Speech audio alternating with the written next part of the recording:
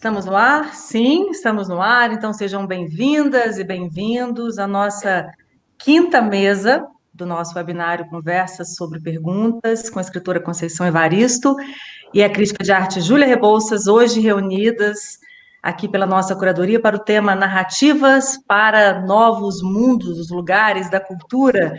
Aproveito para já dar boa-vinda às duas.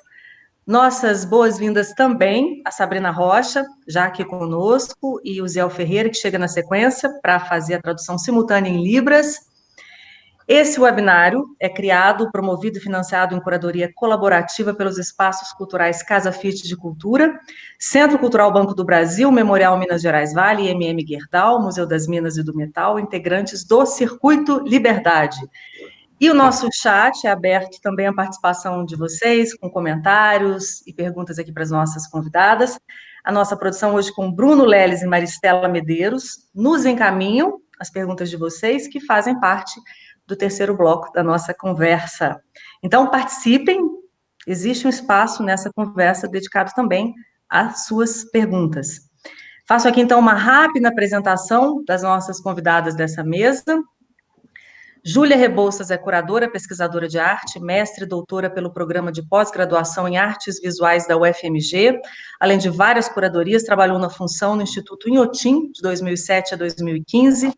Conceição Evaristo é escritora, ficcionista, ensaísta, mestre em literatura brasileira pela PUC-Rio e doutora em literatura comparada pela Universidade Federal Fluminense. Já publicou 7 livros, entre eles Olhos da Água, vencedor do Jabuti.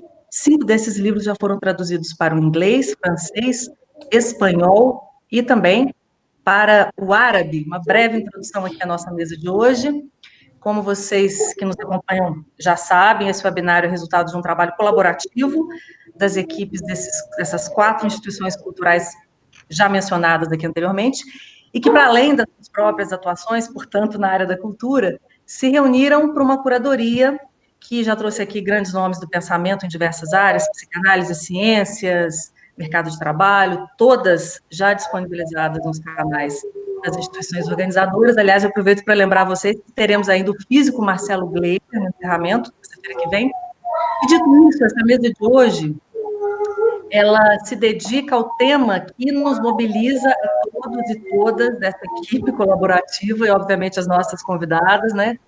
Que são os lugares da cultura nesses novos tempos que vivemos, né? É inevitável dizer que, em tempos de isolamento social, a arte tem sido consolo e contato com o mundo, né? Muitos e muitas de nós estão em confinamento há pelo menos 5 meses, e aí eu pergunto aqui já para as nossas convidadas e também para vocês, né? Alguém aí já parou para pensar o que seria de nós nesses tempos?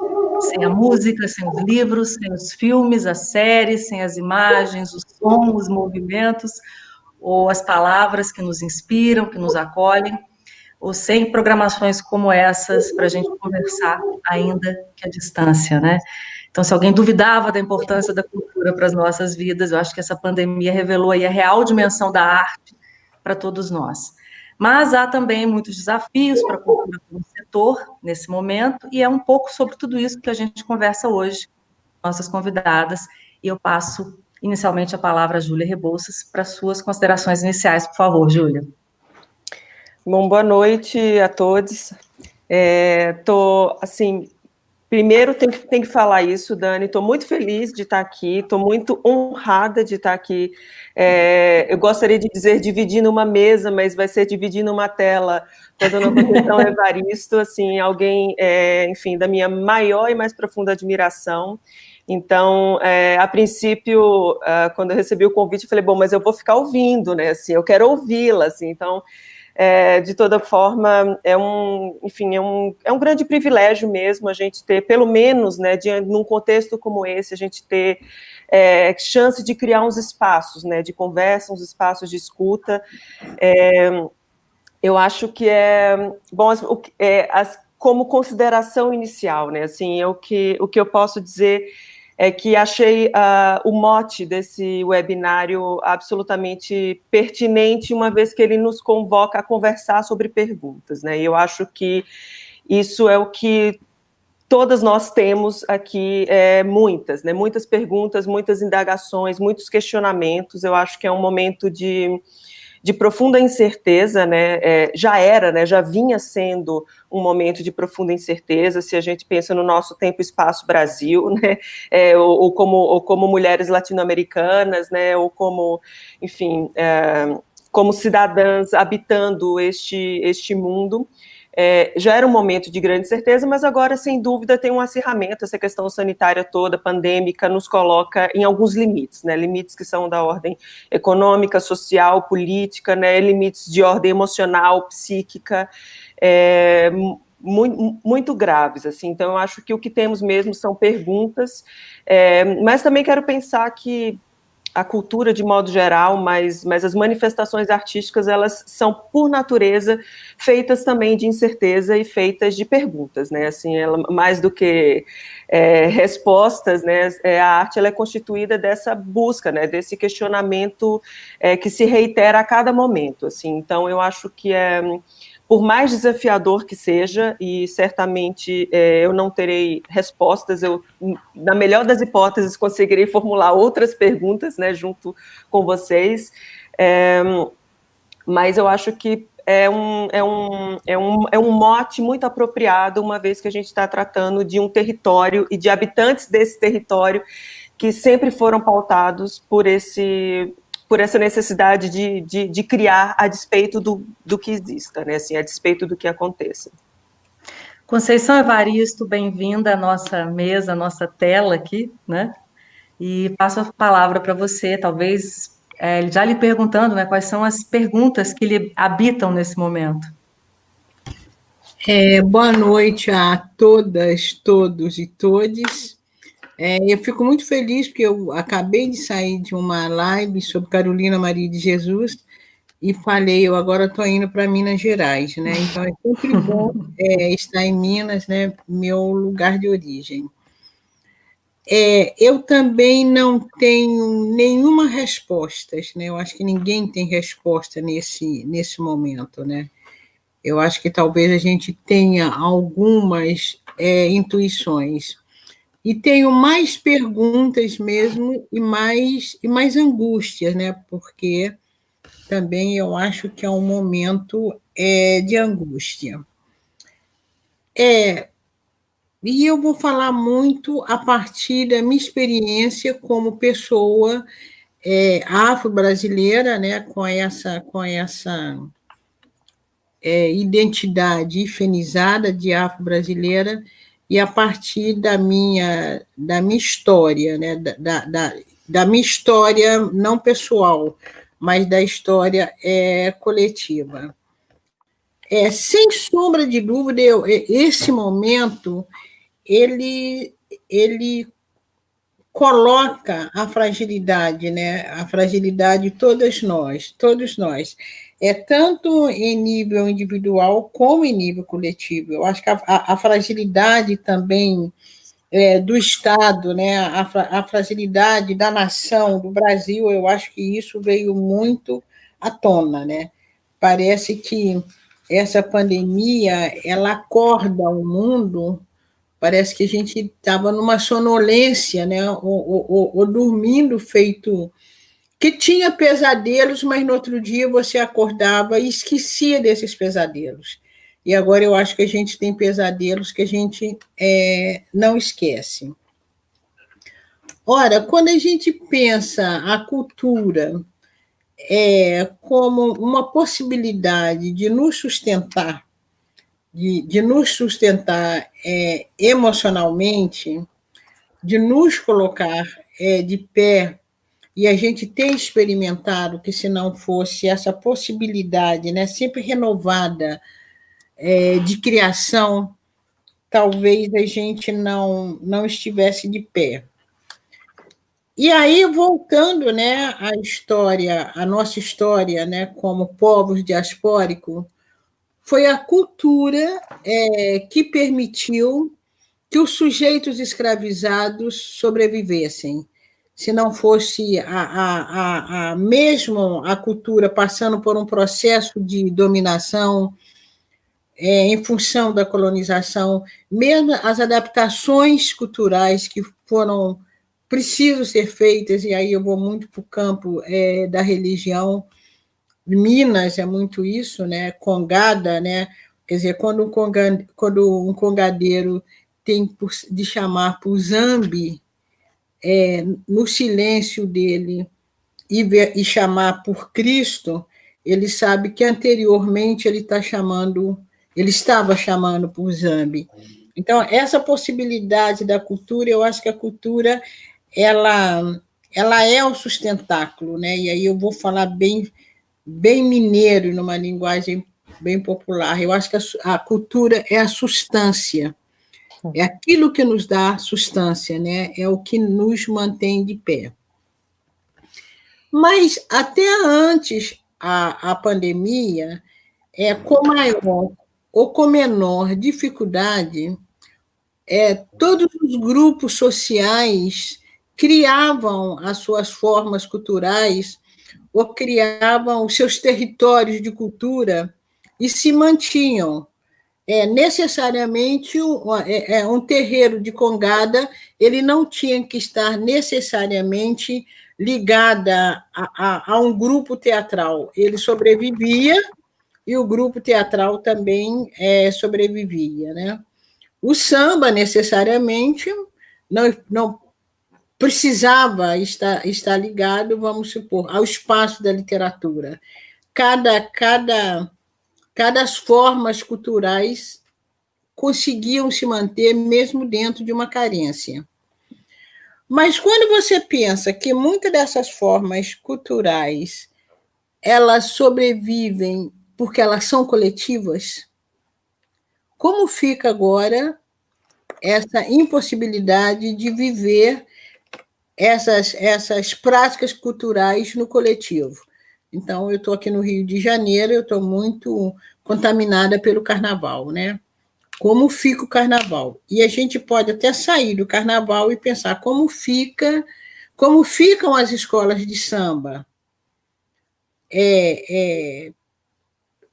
procurando despir a escola de samba de todo um aparato capitalista que também existe atrás delas. Então, como ficam essas produções culturais que só sobrevivem a partir do coletivo? Elas só fazem significado se forem no coletivo, né? De certa forma, você pode pensar o teatro, a música, a dança, mas enquanto produções culturais também que conclamam as pessoas, que precisam das pessoas, nós também já vivíamos uma certa limitação. E como nós vamos lidar com essa limitação agora? Por exemplo, nem todo mundo tinha acesso ao teatro. Numa cidade como Belo Horizonte, nem todo mundo tem, no Rio de Janeiro, nem todo mundo tem acesso ao teatro. Nem todo mundo tem um acesso ao espetáculo de dança, de música. Quer dizer, mesmo você pensando que a cultura são meios, são produtos que, teoricamente, seriam democráticos, enquanto objetos de pertença, tinha de ser de pertença de todo cidadão, já antes da pandemia, nós já tínhamos essa dificuldade, né? Nem todo brasileiro pode comprar um livro para ler normalmente. Então, a cultura, num sistema capitalista, ela já é interditada, né? Conceição, desculpa te interromper, é porque a gente parece que perdeu a sua imagem. Imagino que você esteja nos vendo, mas nós estamos te ouvindo, mas não te vemos. Eu acho que talvez você possa verificar aí a sua conexão. Talvez você tenha... Voltou, muito bem. Voltou, então voltou. Obrigada. Aqui. Então, se a gente pensa a cultura também como essa possibilidade de substância, de sustentação do humano, então a gente já vê que a gente já vinha num processo em que nem todo mundo podia acessar essa substância que nos segura. Mas havia possibilidades também de criação de outros tipos de substância, né? O tempero não é um só. Então, havia também essa possibilidade. Ora, pensar o futuro, né, e pensar a importância da cultura, essa cultura que nos mantém, seria também pensar essa distribuição de cultura ou essa valorização de cultura de uma maneira mais democrática. Agora, como fazer isso? Se nós já não tínhamos essa experiência, né? Porque a gente não tinha essa experiência. Outro dia eu ouvi uma fala de Angela Davis que eu gostei muito. Ela falava de uma democracia burguesa, né? Porque a democracia que a gente vivia até hoje, pelo menos, no sentido ou na possibilidade, vamos ficar só no campo de cultura mesmo, né? Que já é um campo vasto, né? Essa democracia que a gente vivia até hoje, no sentido de pensar que a cultura de um país, nas mais variadas manifestações, deveria ser de todos, não é. Já não era. Então, como nós vamos pensar essa possibilidade de uma repartição de cultura, realmente, não só de uma repartição, mas de uma valorização de todos os produtos culturais a partir de suas diferenças. As diferenças culturais, elas não podem ser mais lidas como sinal de menos. E a gente ainda lia como sinal de menos. Então, para mim, isso é uma pergunta que já tinha antes, e eu acho que esse momento... Se coloca com mais força. Júlia, a gente sabe que, historicamente, né, epidemias, guerras, sempre foram inspiração para muitos artistas, né, que o digam em literatura, a música, o cinema, enfim. A grande diferença, me parece, nesse momento, é que a gente tem representações imediatas de tudo isso que a gente está vivendo, levando em consideração, inclusive, esse lugar onde estamos aqui tendo essa conversa, né? Para a criação e, muitas vezes, para a contemplação da arte que a gente cria a partir de um momento histórico como esse, né? Quer dizer, a gente tem a arte como um campo de reflexão filosófico nesse momento. Isso me parece algo bastante inédito, posso até estar enganada. Então, eu queria que você falasse um pouco disso também, assim, quer dizer, a gente tem aí artistas adaptando projetos que não foram possíveis em função da pandemia, e, por outro, artistas que estão criando a partir do impacto dessa pandemia, né? Que estão refletindo esse momento com as suas criações. Você também percebe nisso um certo ineditismo? Eu acho que tem muitas coisas acontecendo e talvez a forma da gente percebê-las em conjunto talvez seja alguma coisa que a gente pode chamar de inédito, assim. Eu acho que tem dois aspectos aí. Um aspecto é esse que a dona Conceição aponta com muita precisão, né? É que a cultura já vinha com dificuldade não só de produção, mas também de acesso, né? Então, não é fácil produzir manifestações culturais, né? Manifestações artísticas, não era, continua não sendo. Eu acho que é muito importante pontuar que a gente vivia já uma campanha mesmo, né, de desqualificação das manifestações artísticas, dos produtores de cultura, né, dos produtores de arte, dos artistas, né, assim, uma campanha muito bem orquestrada, né, inclusive para transformar, né, qualquer tipo de ação nesse sentido como alguma coisa menos importante, como alguma coisa ruidosa, como alguma coisa, enfim, que não merecesse nem o investimento do Estado, por exemplo, e sequer o respeito, né? O respeito à própria existência de alguma coisa que é fundamental para todos nós. Assim. Então, eu acho que é importante a gente entender que já vinha sendo muito difícil produzir, e que agora talvez a gente esteja enfrentando desafios renovados, novos, né? Ao mesmo tempo, eu acho que não cessa as tentativas de criar as fissuras, as fugas e encontrar os modos de se organizar, os modos de criar as relações necessárias, e aí, sem dúvida, eu acho que a gente está vendo muitas manifestações culturais interessantes, manifestações artísticas, de fato, eu acho que a arte produzida no nosso tempo é uma forma da gente pensar sobre nossas inquietações, sobre os nossos afetos, né, sobre isso que a gente nem sabe muito bem o que está vivendo ainda, né, que esse afeto difuso, né, esse incômodo difuso, né, é uma poeta, uma escritora como a Dona Conceição, por exemplo, que vai colocar isso em palavras, né, que vai nos ajudar a refletir e a elaborar alguma coisa, inclusive uma reflexão, uma elaboração que muitas vezes pode vir a posteriores, não é? Que agora a gente ainda nem consiga perceber ou compreender de todo, né?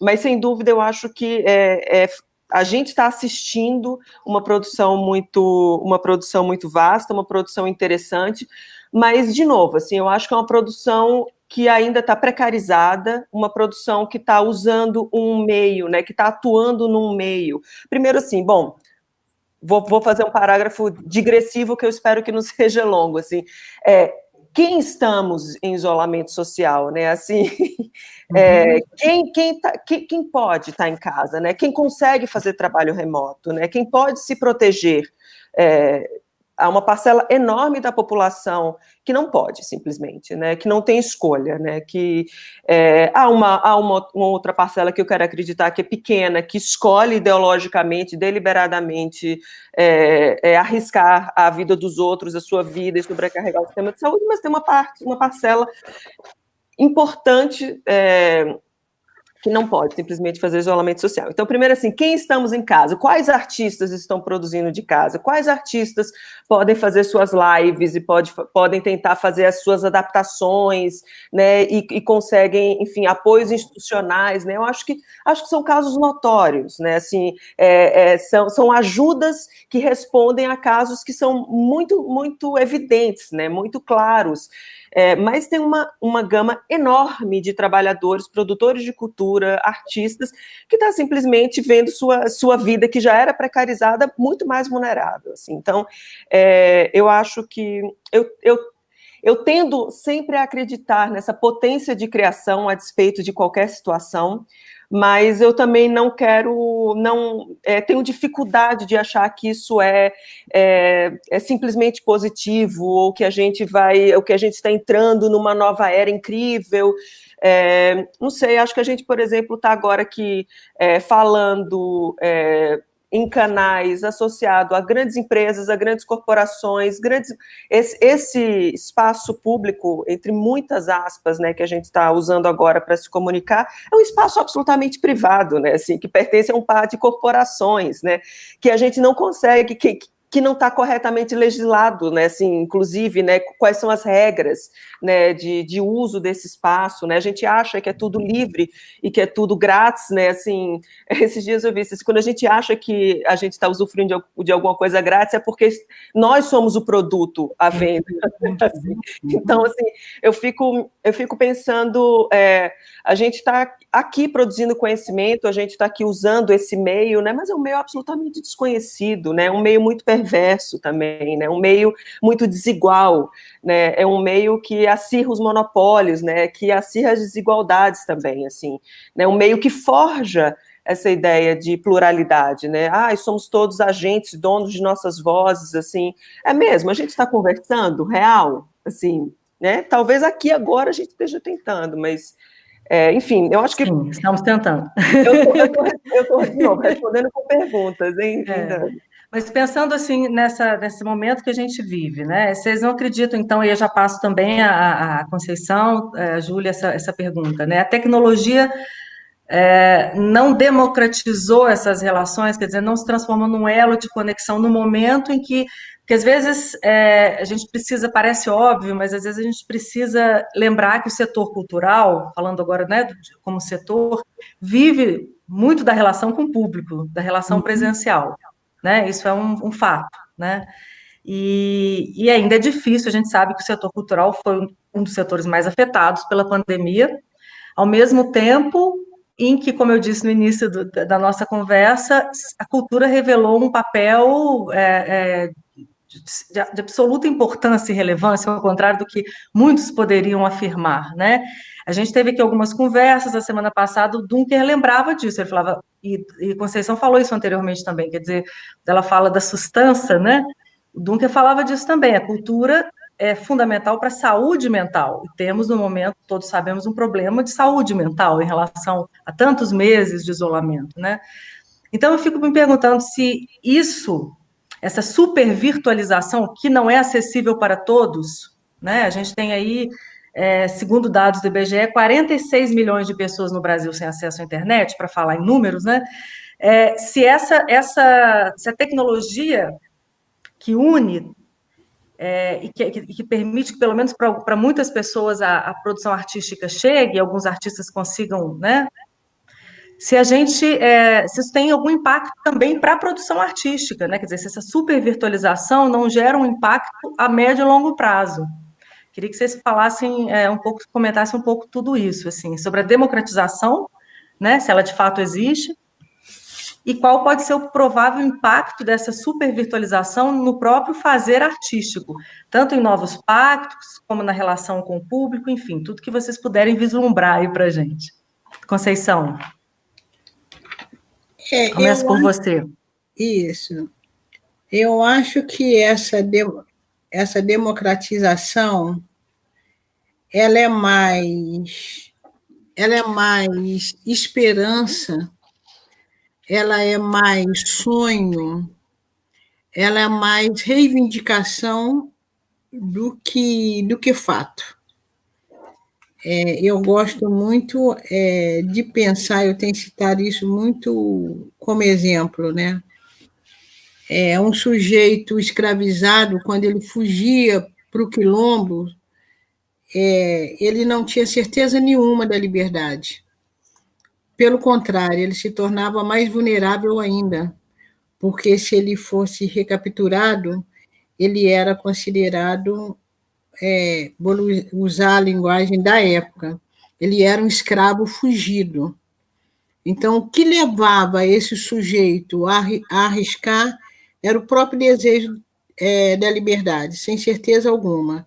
Então, eu acho que a gente aspira essa democratização, e quando a gente fala de democratização, nós estamos falando em todos os sentidos, por um acaso aqui nós estamos falando no sentido da cultura, mas em todos os sentidos da vida, né? Inclusive da vida prática, a democratização em termos de moradia, de assistência médica. Nós vimos muito bem que se fala que o Covid é um vírus democrático, porque ele pode atacar todo mundo. Sim, ele pode atacar todo mundo, mas os meios de tratamento, de evitar, não são democráticos, né? Quando você fala, quem pode fazer isso? Então, eu acho que essa vivência que a gente está tendo hoje, eu fui uma pessoa que fui arrebatada. Eu tenho feito muitas lives, assim, às vezes 3 lives por dia. Por um lado, eu acho que também a gente não pode ser tão pessimista de dizer que a gente não está conseguindo nada. Eu acho que sim. Eu acho que, inclusive, esse mundo virtual que eu não dou conta, eu sou dromedária, eu falo isso, mas, por exemplo, para nós, por exemplo, um jovem que está aí acessando ainda determinados conhecimentos, tem sido importante. As nossas lives têm sempre um público muito interessado, um público muito bom, que, sem sombra de dúvida, está tendo oportunidade de assimilar conhecimento e de assimilar cultura. Mas, para mim, eu continuo afirmando, é mais um movimento de desejo, é mais uma teimosia, é mais uma esperança do que um efeito prático. Outro dia também eu estava conversando com alguém e alguém dizia assim, não, mas essa oportunidade que a gente está tendo hoje, né, essa exploração da imagem, essa imagem sendo usada também como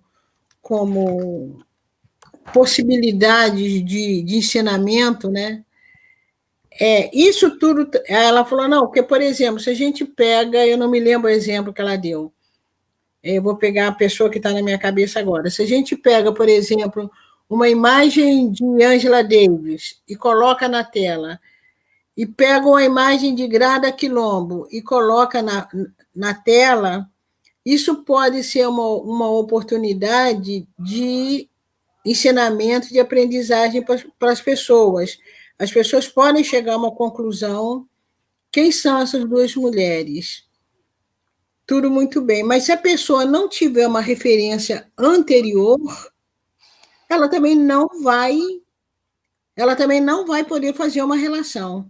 Se essas referências anteriores, em algum momento da vida dessa pessoa, foi sonegada, entende? Você vai pôr uma imagem do Kennedy, uma imagem de Obama, e não significar nada, porque informações anteriores foram sonegadas. Então, a mídia, eu acho que ela chega num momento importante, mas no momento em que outras bases precisavam ser construídas. Né? Um sujeito que não atingiu ainda nem a alfabetização, será que ele tem uma percepção da linguagem da mídia igual nós temos? O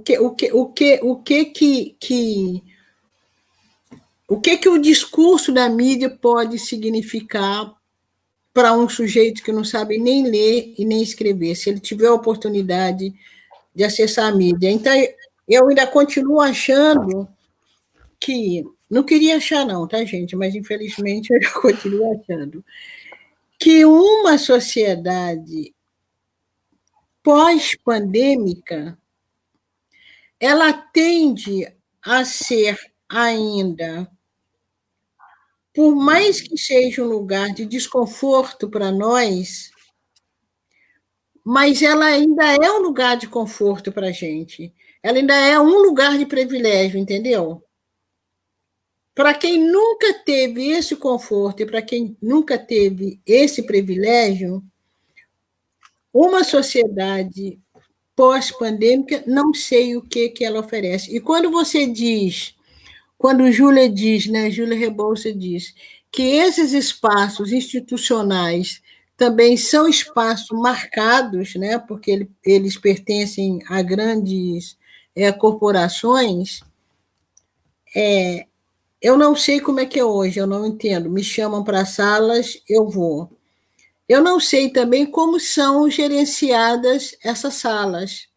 Se essas salas também não se transformam ou não se transformarão em um grande espaço também de acumulação capitalista. Não sei se essas salas são cobradas, não sei se tem salas mais baratas ou mais acessíveis. Entende? Então, continuo fazendo essas perguntas, mas, claro, acreditando também que deve haver uma saída. Porque, se não tivesse uma saída, quem nunca teve oportunidade a nada, as populações atormentadas, as populações colonizadas, as populações discriminadas, não teriam sobrevivido. Né? Então, eu acho que há, e talvez essas formas vão continuar sendo formas alternativas, e não formas que vão causar uma grande mudança estrutural. Júlia, te ouvi um pouco sobre isso que Conceição comentou e pensando um pouco nessa mudança, nessas mudanças postas durante a pandemia, na relação com o público, né, entre a arte e o público, essa super virtualização, os novos pactos, enfim, a cadeia, né, da produção artística tal como a gente conhece, ela está em suspenso nesse momento, né? A gente já sente o impacto e pode prever outros impactos e outras alterações a partir disso que a gente está vivendo, né? Além do que a gente tinha colocado antes aqui na conversa, por favor. Eu acho que esse ambiente digital, virtual, enfim, internet, as redes sociais, né, que é normalmente onde a gente opera mais, né, e atua mais, né, eu acho que esses ambientes todos, eles, sem dúvida nenhuma, eles criam facilidades, assim, facilidades técnicas, né, facilidades técnicas para a produção, né, facilidades técnicas para a difusão, né, mas eu acho que o que me intriga, a pergunta que eu me faço mesmo, assim, é em que medida a gente vai conseguir criar essa esfera pública que é tão fundamental, não só para a produção, né, para a criação, para a nossa existência, mas para essa difusão da cultura, que ela precisa ser também compartilhada, assim. Então, acho que nas considerações iniciais, a dona Conceição falou, né, a coletividade, a necessidade de encontro, né, da coletividade para uma certa, para as coisas acontecerem, né, então eu acho que a gente ainda tem essa pergunta para responder, assim, como é que a gente vai criar espaço público, né, criar esfera pública, criar encontro, criar diálogo real, numa instância virtualizada, digitalizada, algoritmizada, né, em que todos os nossos desejos e aspirações, eles viram imediatamente dados, né, que se convertem em apelos de consumo, né, assim, então como é que a gente vai, de fato, conseguir criar experiências, né, experiências que sejam transformadoras a partir desse lugar em que a gente tem a impressão que está todo mundo em contato, mas me parece que é muito mais uma interação do que, de fato, uma troca, um compartilhamento real, que eu acho que é condição para que a gente possa produzir, assim, trocar, consumir, crescer, enfim, se relacionar com a produção cultural. Assim. Então, eu acho que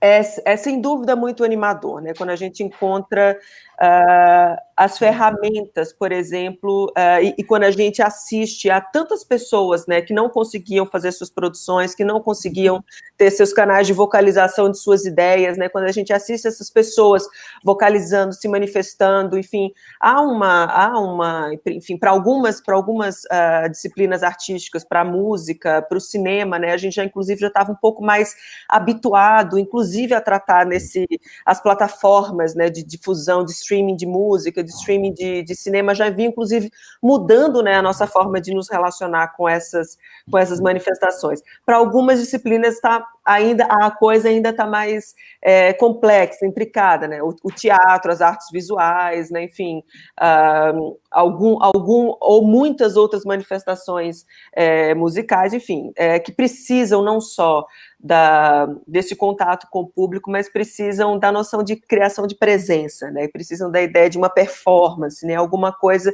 que se dá num tempo e espaço que parece ainda que esse nosso meio não deu conta, né?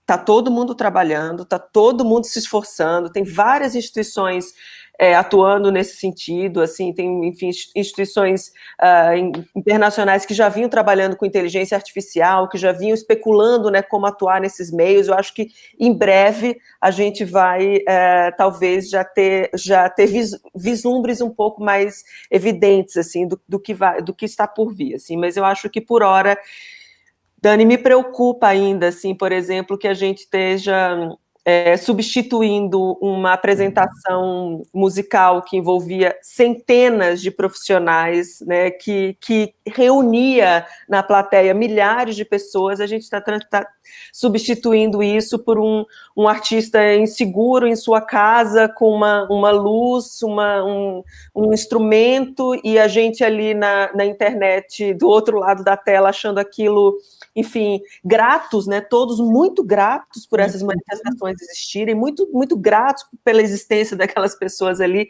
mas, ao mesmo tempo, entendendo que é uma situação absolutamente limite, precária, né, que não está à altura nem da potência da cultura, nem da potência daquele sujeito, daquela pessoa que está ali se manifestando, né? Então, acho que é um momento de transição difícil, espinhoso esse, sim. Até porque isso aqui traduz um pouco a desigualdade do próprio setor, né? Assim, quando você tem, para a gente ficar aí no território das lives musicais, né? Que a gente tem grandes produções, artistas com patrocínio, que conseguem bancar os seus técnicos, os seus músicos, e artistas que estão fazendo isso de graça, né? Como você disse. Então, a gente tem uma reprodução nesse território virtual de algumas desigualdades que se manifestam no território presencial, né? Então, acho que isso é uma coisa que as pessoas também começam a perceber, né?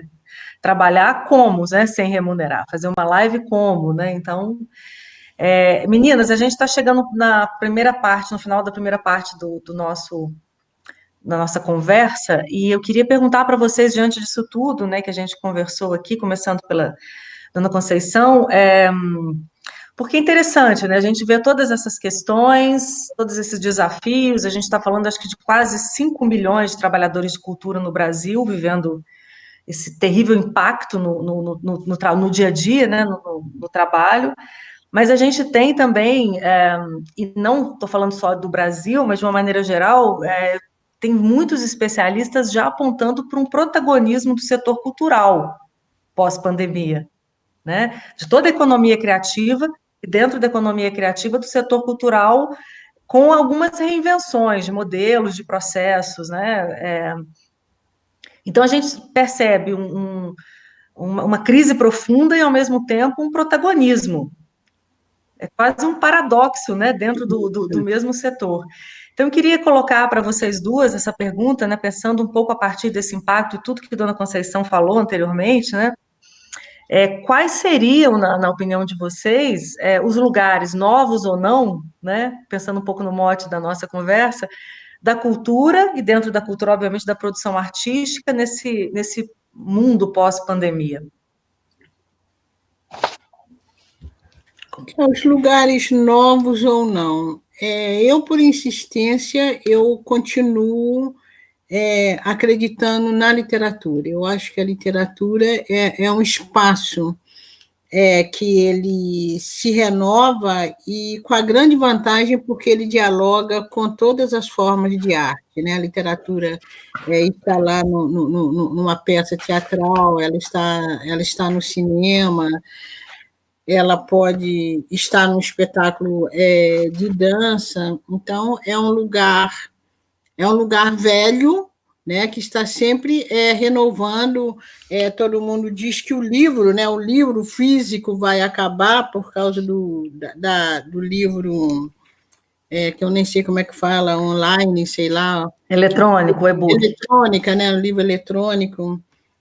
Para mim, particularmente, não, porque eu tenho dificuldade de ler na tela. Então, eu acho que o livro, a literatura, é um lugar sempre renovado. E para mim, é um lugar sempre renovado porque é um lugar de vida, né?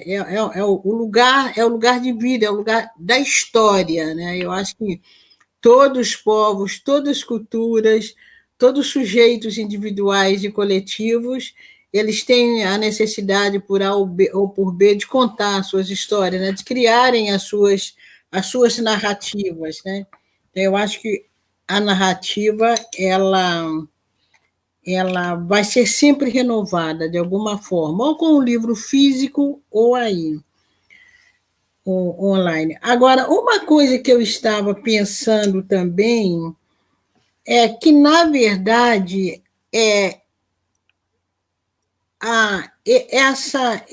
esse modernismo que a gente procura, né?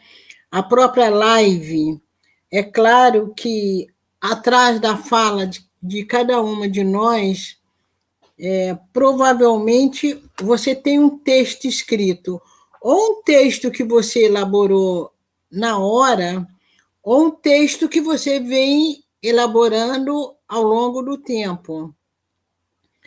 E aí a gente chega e fala normalmente como nós estamos falando, né? Ou assistindo a quantidade de lives que nós assistimos, como é que chama? Um modelo aí que já até me chamaram, mas você fica mais de uma hora falando, minha assessora cansa de me dizer o nome, eu esqueci como é que chama. Podcast. Podcast. Isso. E você fica ali falando, e aí o que eu fiquei pensando? Mesmo atrás daquilo, de tudo isso, tendo um texto escrito, que você pode estar com aquele texto ou não, mas eu fico pensando também se a humanidade em si, se nós, sem darmos conta, mesmo em meio a essa modernidade toda, se nós não estamos retomando de maneira estilizada algo das culturas tradicionais, que é a fala, que é a oralidade.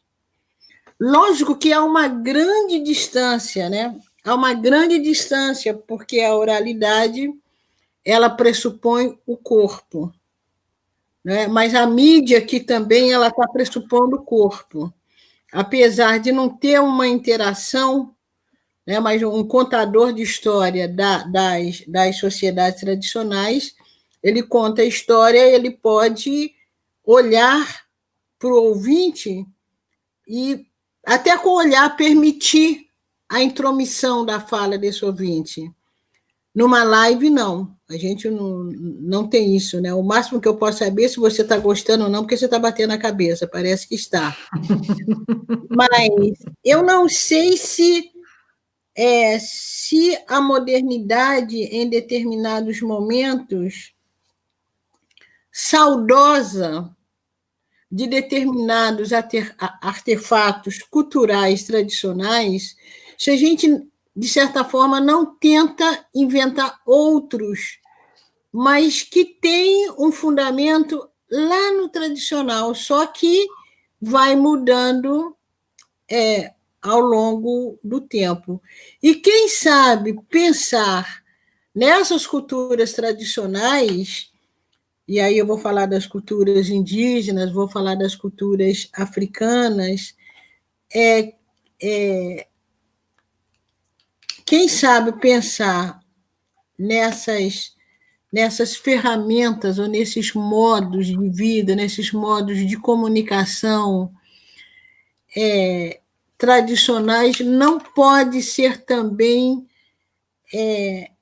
alguma luz para nos indicar que a gente também não está tão distante.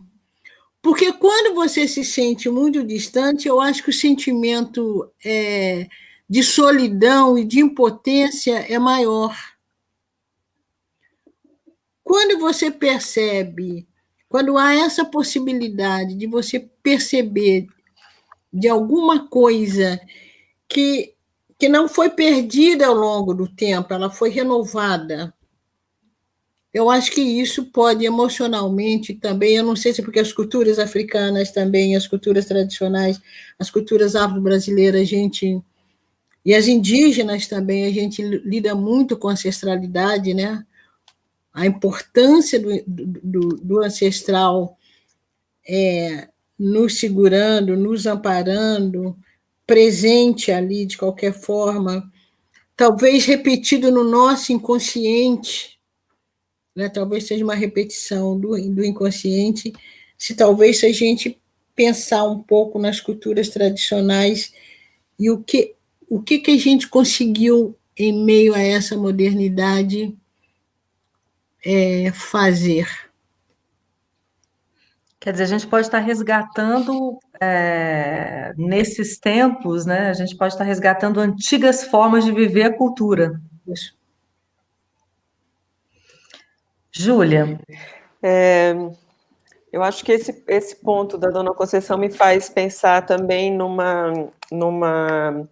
hábito, talvez, que a gente tem, né? De toda vez que a gente vai falar, vai pensar e especular sobre o novo, a gente quase parece que esse novo tem que substituir alguma outra coisa, né? Assim, quando eu acho que é muito mais um acúmulo. Vamos pensar, por exemplo, quando a fotografia surgiu, todo mundo decretou a morte da pintura. Com a fotografia não precisa mais pintura, né? Ou quantas vezes, né, o livro... a TV e o rádio. A TV e o rádio, o cinema e o teatro, enfim, essas relações todas, né? Cansamos já de decretar a morte das manifestações, dos meios das linguagens, e elas se reinventarem, continuarem importantes, etc. Ou os e-books e o livro físico, enfim. Então, eu acho que é muito importante pensar que o novo não é para substituir, né? É para agregar, é para trazer talvez mais um lugar possível, né? Que seja mais uma ágora, enfim, um terreiro, um território, né? Onde essas manifestações possam acontecer. Assim, eu não sei muito bem como é que isso, como eu falei antes, assim, eu não sei muito bem como é que isso vai se dar ainda nesse ambiente virtual, assim, eu tenho fascinação e medo um pouco por como as coisas têm sido conduzidas até aqui. Eu acho que nesse caso, por exemplo, esse momento da pandemia, uma vez que ele acirra a nossa vida digital, esse momento ele também deixa claro, né, algumas feridas que já estão abertas aí para a gente falar aqui desse uso, né, e da nossa existência dentro dessa instância virtual. Então, está muito claro, né, as discrepâncias, estão muito claras os acirramentos dos discursos de ódio, por exemplo, né, estão muito claras também, muitas vezes, a possibilidade de encontros, mas também as divisões e as separações. Então, eu fico pensando se esses novos lugares que a gente vai criar para a cultura, independente de quais sejam, se são com meios novos ou meios velhos, se são, enfim, mais abertos, mais fechados, eles certamente são lugares que precisam ter liberdade, onde a liberdade precisa existir e onde a experimentação não pode faltar.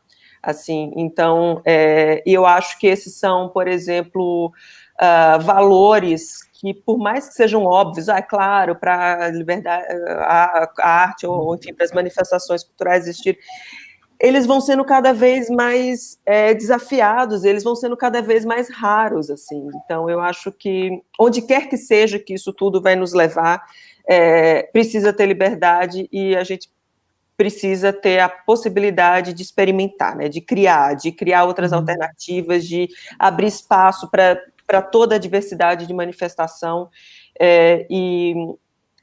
e é isso, assim, esses valores mais básicos parece que vão sendo os primeiros que vão sendo minados, né, e rapidamente a gente vai se acomodando e se acostumando numa certa, na falta deles, né, como se isso fosse trivial, como se isso fosse normal, e não é.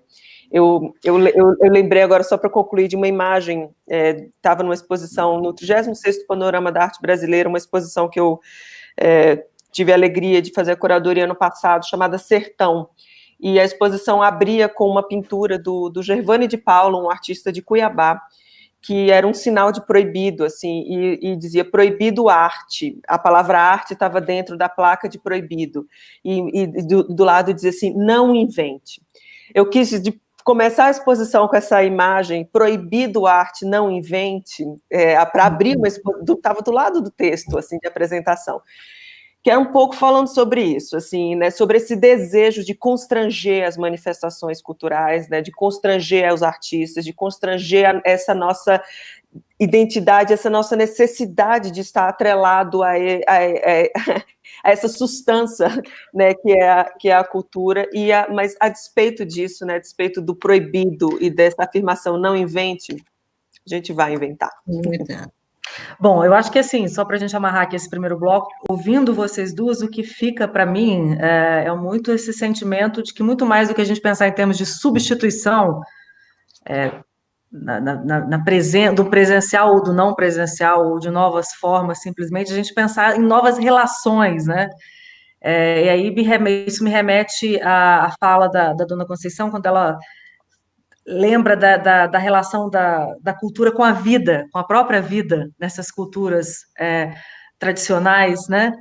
E me lembrei de um diretor de museu, de uma entrevista, numa dessas milhões de entrevistas que a gente lê durante a pandemia, e em que ele dizia de um museu na Europa que tinha sido reaberto, um grande museu, não vou arriscar aqui dizer um sendo o outro, que ele dizia que, ok, que sejam 50 pessoas apenas a visitar um museu em função, né, das restrições sanitárias, porque elas estão desenvolvendo uma nova forma de olhar para aquela exposição. Então, me parece que a gente está falando aqui muito mais de uma nova relação, que é antiga, né, Dona Conceição, que é o resgate, talvez, de uma antiga relação da cultura com a nossa própria vida, né, com o fato de estarmos vivos, né.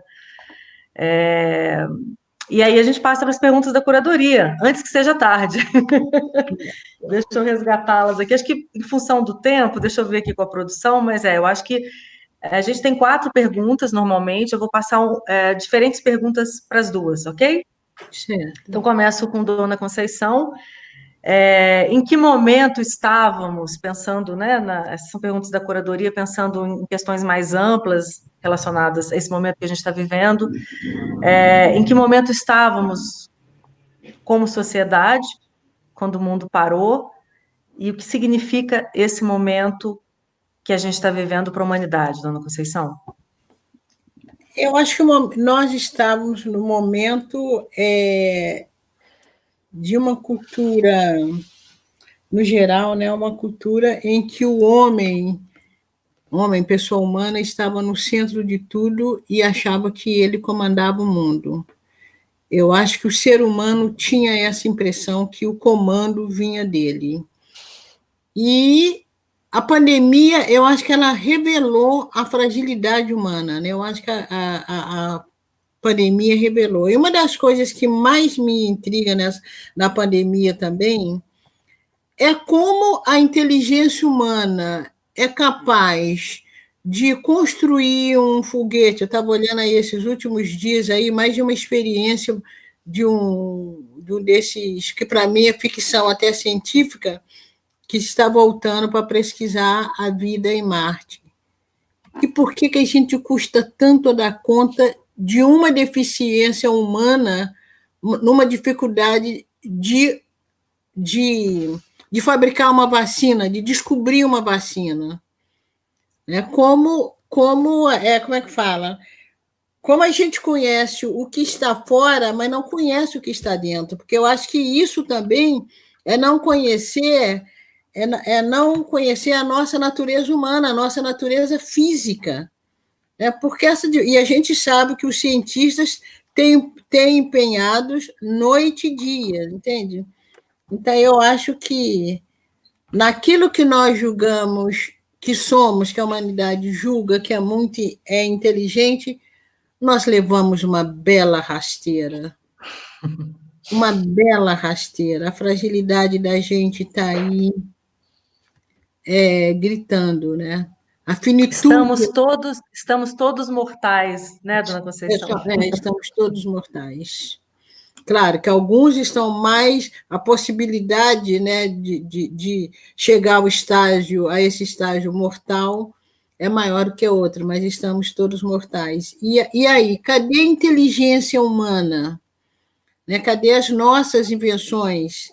Não estou, como é que fala? Dizendo que os cientistas não estão trabalhando. Estão sim. E muito, eu acredito que muito. Tenho a impressão que esse pessoal deve estar assim, revezando. Mas eu acho que a nossa inteligência não deu conta, não está dando conta ainda de nos salvar. Vamos a Marte, mas não conseguimos ainda nos salvar. Júlia, aquela pergunta, né, que está em todo lugar, né? Tudo será como antes? Não sei, acho que nada nunca foi como antes, né? Assim, as coisas estão sempre em movimento. O que não nos tira do dever cívico de conhecer nossa história, né? Assim, de conhecer o que passou, de conhecer a história de quem veio antes, né? Como é que quem veio antes atuou, né? Então, acho que o passado ele é fundamental, ele nos constitui. É ele que vai nos indicar como também, de alguma maneira, seguir, mas, sem dúvida, assim, nada nunca será como tem sido ou como foi antes. Assim, eu acho que esse é um momento muito agudo, né? Um momento muito agudo, e certamente sairemos, acho que cada um lidando com suas questões imediatas, mas sairemos mudados, né? Assim, às vezes eu me pergunto se as transformações elas são muito mais esses encastelamentos, os fechamentos, né? Assim, ou se elas nos transformam para, por exemplo, ir para um essencial, né? Ir para, enfim, valores mais genuínos, né? Mas fico pensando, por exemplo, acho intrigante que esse seja um momento em que, por exemplo, o comportamento de generosidade e respeito comunitário seja o isolamento social, né? Assim, e, por outro lado, quando você deliberadamente,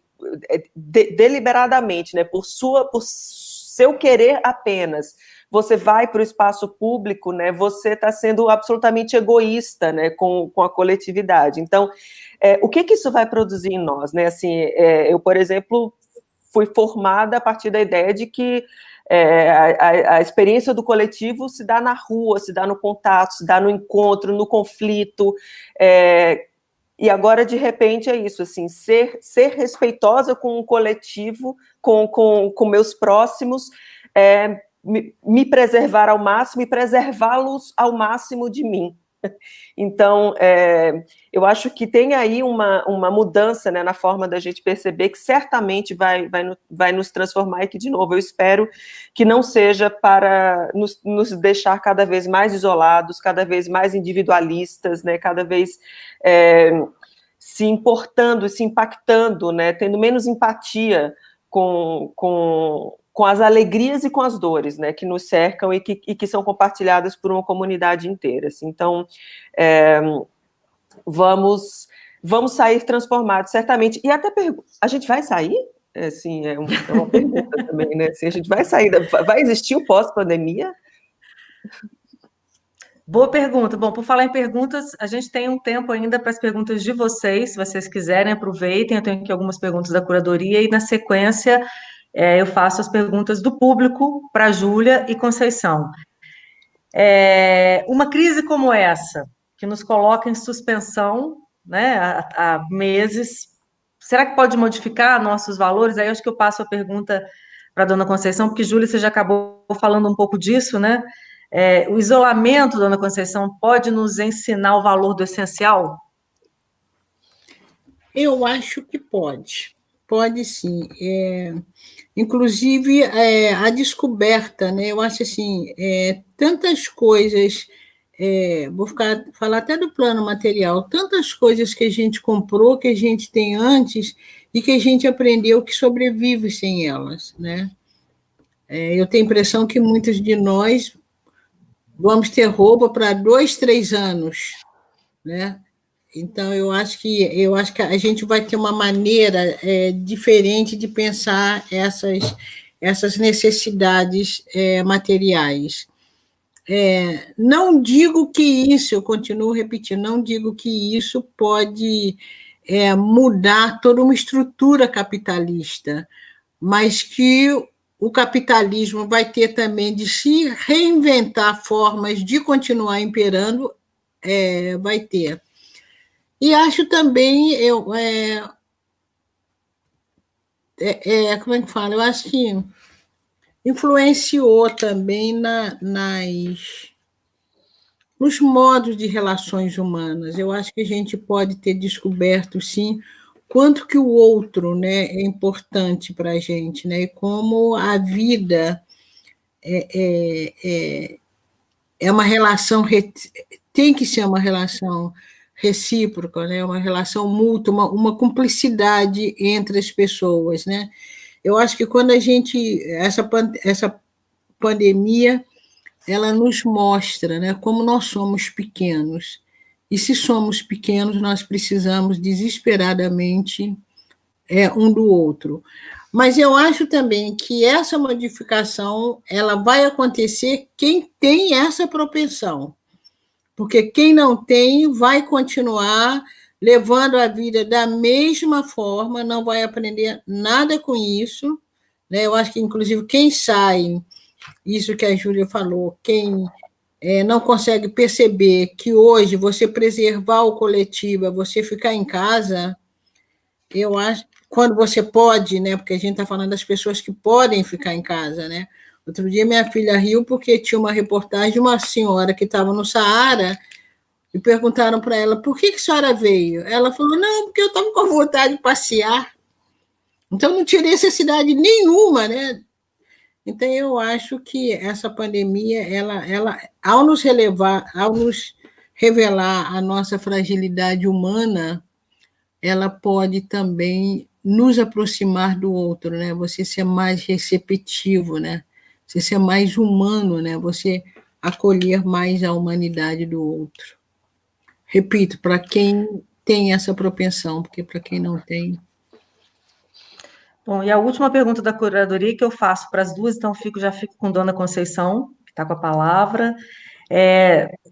Estaria existindo, né? Estaria surgindo não um novo normal, mas um novo comum dessa história toda que estamos vivendo? Eu não sei se estaria surgindo um novo comum, porque eu não vejo as pessoas na mesma diapasão. E também não vejo a possibilidade desse novo comum pegar a sociedade como tal, porque as diferenças estão aí. E acho que essas diferenças elas não vão ser anuladas, né? E aí eu falo muito na questão social mesmo, né? O que vai continuar, ou a sua renovação do comum, o que vai se tornar comum para você, pode se tornar para mim, pode se tornar para a Júlia, entende? Mas não vai se tornar para um sujeito que vem, ou para famílias, ou para comunidades que vêm de carências profundas. E aí eu estou falando carências materiais, possibilidades de afirmação na vida, possibilidade de ter essa substância que nós temos, que essa substância ela chega porque nós estamos em determinados espaços culturais. Isso não é naturalizado. Não é? A sociedade nos permitiu, de alguma forma, ser isso. Então, eu acho que o comum ainda não vai ser o comum para todos. Inclusive em termos mesmo de postura de vida, de pensamento de vida, de possibilidade de opção de vida, não vai ser para todos, entende? Essas diferenças, elas continuarão, e acho que a gente precisa tomar cuidado, porque elas podem se tornar mais acirradas ainda. Júlia, tem algo a dizer ou a gente já passa para as perguntas do público? Não, eu queria só completar, assim, adicionar, concordo totalmente com a Dona Conceição, assim, né, essa pergunta sobre esse novo comum, né, o novo normal, da gente fazer a pergunta assim, o que era normal antes? Era normal mesmo antes? Assim, era comum o que a gente assistia, né, assim, antes? Então, acho que o que a gente pode chamar de novo comum, de novo normal, vai de alguma maneira manter, né? Assim, acho que tem, sem dúvida,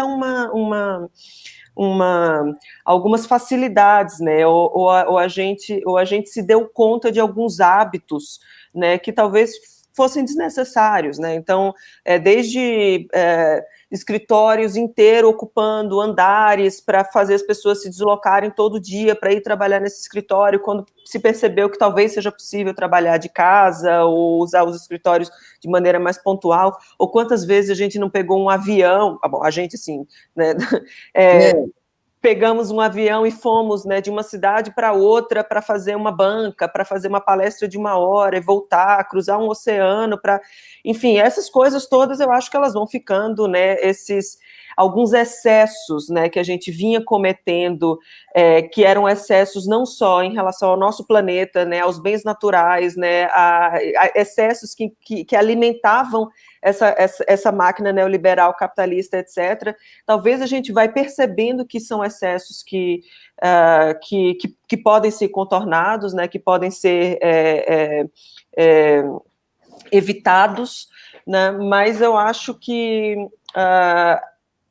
esse é o momento mais do que a gente ir se acomodando em algum outro modo de vida que vão nos colocar. É a hora da gente perguntar o que a gente quer que seja o comum. O que faltava antes? Assim, já que estamos em suspensão, que o mundo está em suspensão, assim, tem essa frase do Bruno Latour, que ele fala que puxamos o freio de mão do capitalismo um pouquinho, assim, acho que a gente tem que se perguntar, né? O que a gente quer que seja esse comum, né? Bom, deixa eu perguntar aqui para a produção, a gente vai ter tempo para as perguntas do público e para as considerações finais? Bom, vou passar a primeira pergunta para Conceição Evaristo. Pergunta de Idi Ossum. Qual será o maior desafio e é possível alternativa ao desmonte da educação e da cultura já em progresso e recentemente anunciado um novo rombo? E recentemente anunciado o quê? Um novo rombo? É isso mesmo, produção? Literalmente? Acho que sim. É a pergunta que...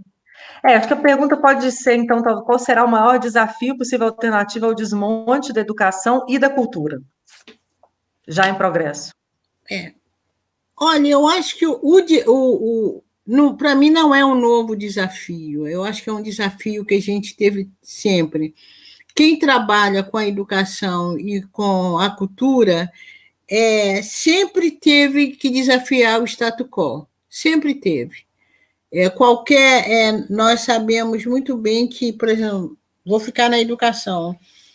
A proposta de educação do Estado brasileiro, a não ser em raríssimas situações, foram propostas de educação, ou foram filosofias de educação, que realmente visava a educação do povo. Então, eu acho que os profissionais da educação e os profissionais da cultura viveram sempre em estado de alerta, sempre no estado de desafio, nunca numa zona de conforto. A gente está sempre buscando, a gente estava sempre buscando novas saídas, e, de certa forma, a gente estava sempre agindo de forma alternativas, porque as estruturas, qualquer coisa que a gente faz de formas alternativas. As estruturas são muito maiores. Nós não damos conta, mas, pelo menos, eu acho que a gente não tem essa responsabilidade. Não é a gente que causa esse rombo, né? Não é a gente que deixa esse vazio, pelo contrário. Mas eu acho que a gente vai sempre continuar. É um trabalho contínuo de desafios, né? O capitalismo ele vai ter sempre forma de se organizar, sempre, sempre. Pergunta do Cláudio Henrique Vieira, acho que é o que você falou anteriormente, Conceição, e o que seria o essencial, qual o referencial para esse conceito em tempos de pandemia? Como? O que seria essencial? Qual o referencial para esse conceito em tempos de pandemia? Vale para você também, Júlia, se você quiser responder, mas a gente tem só 10 minutinhos, meninas. Então, pode responder, Júlia, que eu já falei muito. Júlia. Eu acho que essa é a pergunta que cada um tem que se fazer, né? O que é essencial para si, né? O que você precisa para viver, assim. eu preciso de afeto, eu preciso de educação, preciso de comida, preciso me perceber parte da natureza, né? Preciso de arte, né? Preciso de cultura, não preciso de celular novo todo ano, não preciso de 10 pares de sapato, né? Não preciso de um relógio específico, né? Então eu acho que essa é uma pergunta que cada um tem que se fazer, né? Assim, e se agora a gente teve nossos acessos às coisas limitado, né? Assim, então eu acho que é um bom momento da gente perguntar o que está fazendo mais falta mesmo, né? Para mim, por exemplo, tem sido encontro com os meus parentes, encontro com os meus amigos, assim, isso tem sido o que me faz mais falta. Morro de saudade de ir no museu também, confesso. Tô morrendo de saudade de ir numa exposição, tô morrendo de saudade de entrar numa sala de cinema, e fico pensando que, enfim, que esses lugares, eles são, para mim, por exemplo, e acho que para um coletivo, eles são tão essenciais, esses lugares onde a gente pode se encontrar e perceber as alteridades, né, a diversidade do que nos cerca, que a gente vai, inclusive, reinventar esses lugares, né, reinventar o papel deles, reinventar a função social deles, mas, para mim, isso, por exemplo, isso é essencial.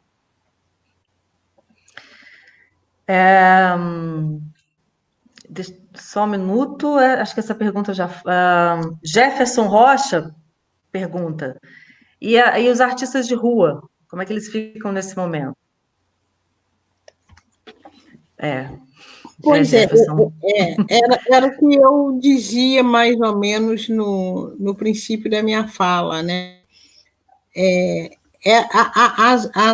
Essas artes que elas só sobrevivem, né? Ou que a essência dela está na interação com o outro, né? Que é a arte de rua.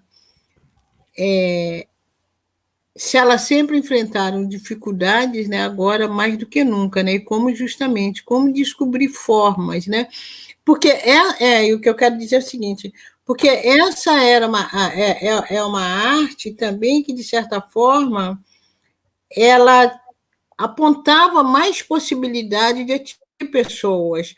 Quando eu digo, nem todo mundo tinha acesso a uma sala de teatro, nem todo mundo tinha acesso a uma sala de cinema, né? Já a arte produzida na rua, ela é muito mais democrática, né?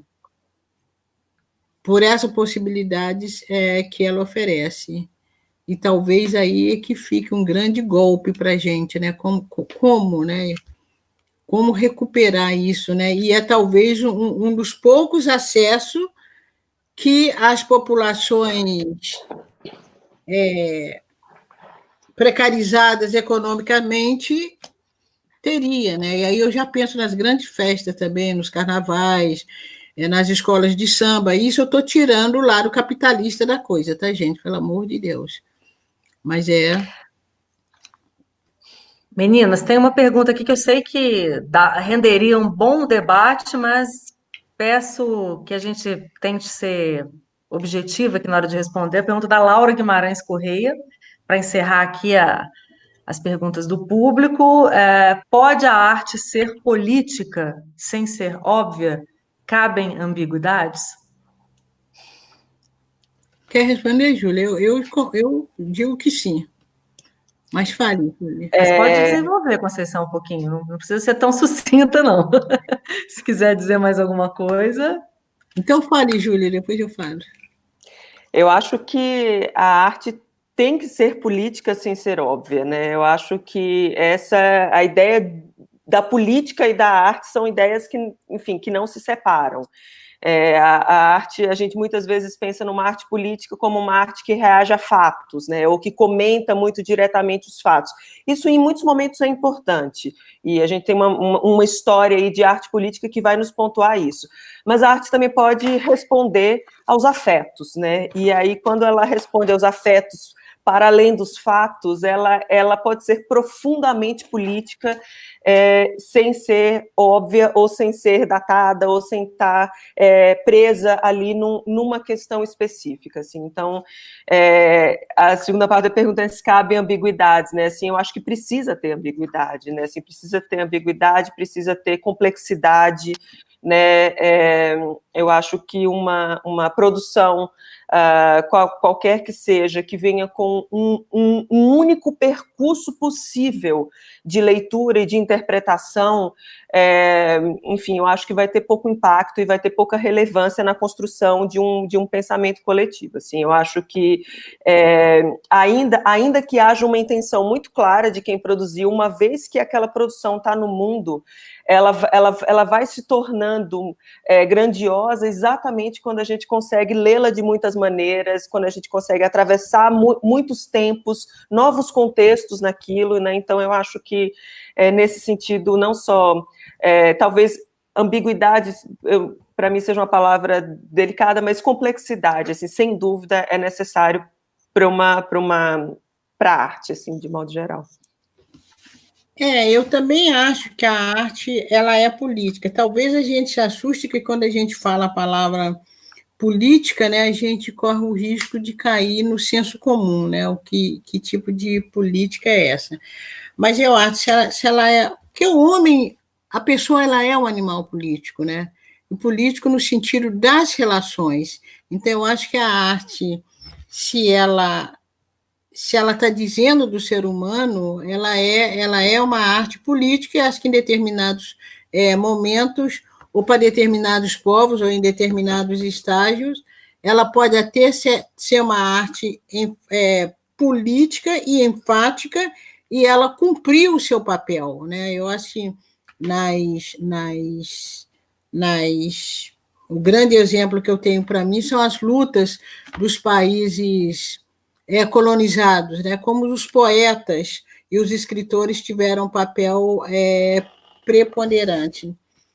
Agora, eu gosto muito, eu acho que você pode fazer uma arte, acho que fazer uma arte política, para mim a arte é política, ela não é só em entretenimento, e eu também não gosto do termo ambiguidade, mas eu gosto muito, assim, das reticências, né? Eu acho que você pode dizer alguma coisa ou dizer muita coisa através da reticência, do insinuado, e talvez em tempos de